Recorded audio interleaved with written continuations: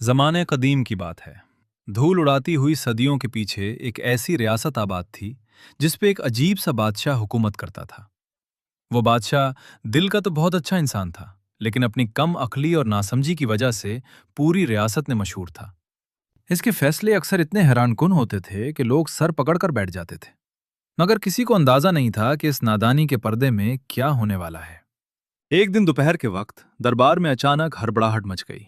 دربار کے دروازے دھڑا دھڑ کھلے اور دو خاص مشیر جو اپنی عیاری کے لیے جانے جاتے تھے ہانپتے ہوئے اندر دوڑے آئے۔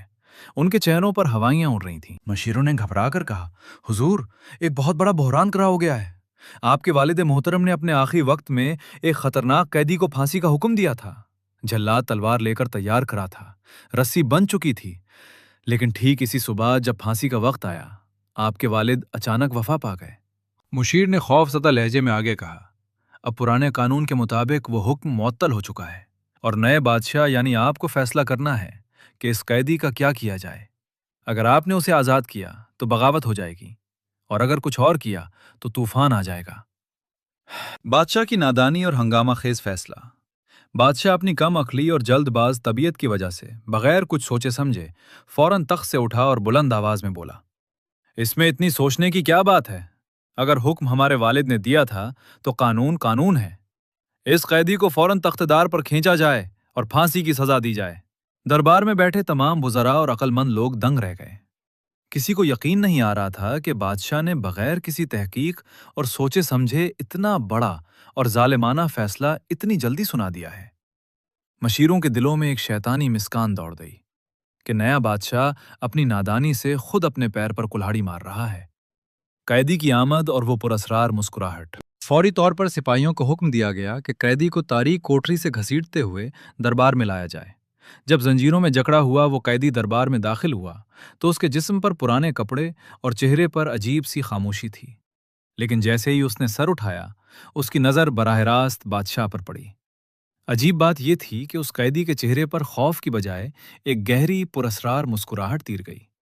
وہ قیدی کوئی عام مجرم نہیں تھا، بلکہ وہ اپنی حاضر دماغی، تیز عقل اور سازشوں کو بھانپ لینے کی صلاحیت کے لیے پورے ملک میں مشہور تھا۔ وہ جانتا تھا کہ نیا بادشاہ نادان ہے، اس لیے اس نے پھانسی کے پھندے پر جانے سے پہلے خود کو بچانے کا ایک ایسا خطرناک کھیل کھیلنے کا فیصلہ جو کسی کے وہم و گمان میں بھی نہیں تھا۔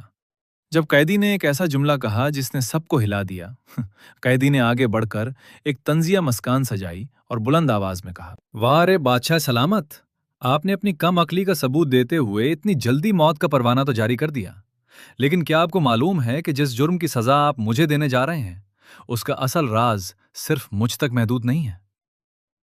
اگر آج آپ نے مجھے پھانسی پر چڑھا دیا تو اس ریاست کا وہ سب سے بڑا سچ ہمیشہ کے لیے دفن ہو جائے گا، جسے سننے کے بعد آپ کا یہ تخت بھی لرز اٹھے گا۔ دروازے پر کھڑے مشیروں کے رنگ اڑ گئے۔ ان کے دل دھک سے رہ گئے کہ کہیں یہ قیدی ان کی پرانی چالوں کا پردہ فاش نہ کر دے۔ انہوں نے فوراً چلانا شروع کیا، حضور، اس کی باتوں میں نہ آئے، یہ صرف اپنی جان بچانے کے لیے جھوٹ بول رہا ہے، اسے فوراً لے جاؤ۔ مگر بادشاہ کی نادانی اب تجسس میں بدل چکی تھی۔ اس نے ہاتھ اٹھا کر سب کو خاموش رہنے کا حکم دیا اور قیدی کی طرف جھک کر پوچھا، ایسا کون سا راز ہے؟ جلدی بتاؤ، ورنہ ایک لمحہ ضائع کیے بغیر تمہیں پھانسی پر لٹکا دیا جائے گا۔ قیدی نے ایک بار پھر مسکرا کر چاروں طرف دیکھا اور پھر ایک ایسا جملہ کہا جس نے پورے دربار میں سکتہ طاری کر دیا، ایک ایسا سچ جو آنے والے لمحوں میں تخت کو پلٹنے والا تھا۔ راز سے پردہ اٹھنا اور تخت کی لرزش۔ قیدی کی وہ پراسرار بات سن کر پورے دربار میں سناٹا چھا گیا۔ اس نے بادشاہ کی آنکھوں میں آنکھیں ڈال کر انتہائی پر اعتماد لہجے میں کہا، بادشاہ سلامت، جس سازش کے الزام میں مجھے سزائے موت دی جا رہی ہے، اس سازش کا جال میں نے نہیں بلکہ آپ کے دائیں اور بائیں کھڑے ان دو معزز مشیروں نے بنا تھا۔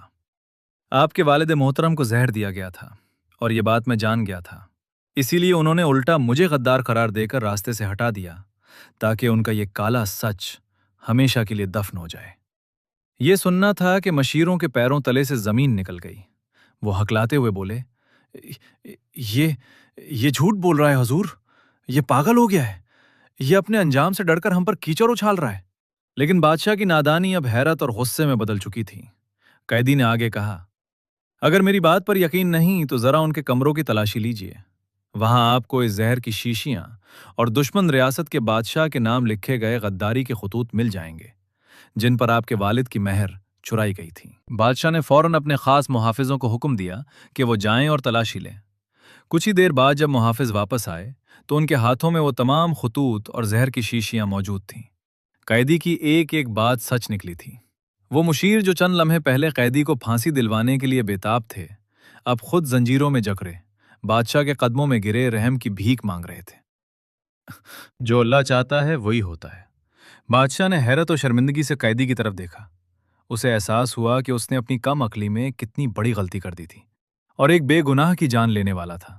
اس نے آگے بڑھ کر اپنے ہاتھوں سے قیدی کی زنجیریں کھولیں اور نم آنکھوں سے کہا، آج میں سمجھ گیا کہ انسان چاہے کتنی ہی جلد بازی کرے اور کتنے ہی غلط فیصلے کر لے، آسمان والے کی تدبیر سب پر بھاری ہوتی ہے۔ اگر آج تم پھانسی چڑھ جاتے تو میرے والد کے قاتل ہمیشہ میرے ساتھ اس تخت پر راج کرتے اور میں کبھی سچ نہ جان پاتا۔ قیدی نے مسکراتے ہوئے آسمان کی طرف دیکھا اور پرسکون لہجے میں کہا، حضور، آپ کے والد نے میری موت کا فیصلہ کیا تھا۔ آج صبح جلاد بھی تیادار تھا۔ آپ نے بھی تخت دار پر بھیجنے کا حکم دیا، مگر آسمان والے نے میری زندگی کا فیصلہ کر رکھا تھا تاکہ سچ دنیا کے سامنے آ سکے۔ سچ ہے، انسان کی کوئی چال اللہ کی تقدیر کے آگے نہیں چل سکتی۔ بادشاہ نے اسی وقت ان غدار مشیروں کو سزائے موت کا حکم دیا اور اس حاضر دماغ قیدی کو اپنا خاص وزیر مقرر کر لیا۔ اس دن کے بادشاہ کے فیصلوں میں کبھی نادانی نہیں دیکھی گئی اور وہ ریاست ایک طویل عرصے تک امن اور انصاف کے سائے میں پروان چڑھتی رہی۔ اس قصے سے ہمیں یہ عظیم سبق ملتا ہے کہ انسان چاہے کتنا ہی طاقتور کیوں نہ ہو جائے یا کیسی ہی چالیں اور سازشیں کیوں نہ کر لے، حتمی فیصلہ صرف اور صرف اللہ کی ذات کا ہوتا ہے۔ انسان بظاہر کسی بڑی مصیبت، قید یا مشکل میں گرفتار نظر آتا ہے، لیکن اس کے پیچھے اللہ کی کوئی بہت بڑی حکمت اور بھلائی چھپی ہوتی ہے۔ سازشیوں کی سازشیں اللہ کی تقدیر کے سامنے مکڑی کے جالے سے زیادہ حیثیت نہیں رکھتیں۔ جب اللہ کسی کو بچانا چاہے یا کسی کے ذریعے سچ کو سامنے لانا چاہے تو حالات خود بخود اس کے حق میں مڑ جاتے ہیں۔ بے شک جو اللہ چاہتا ہے وہی ہوتا ہے۔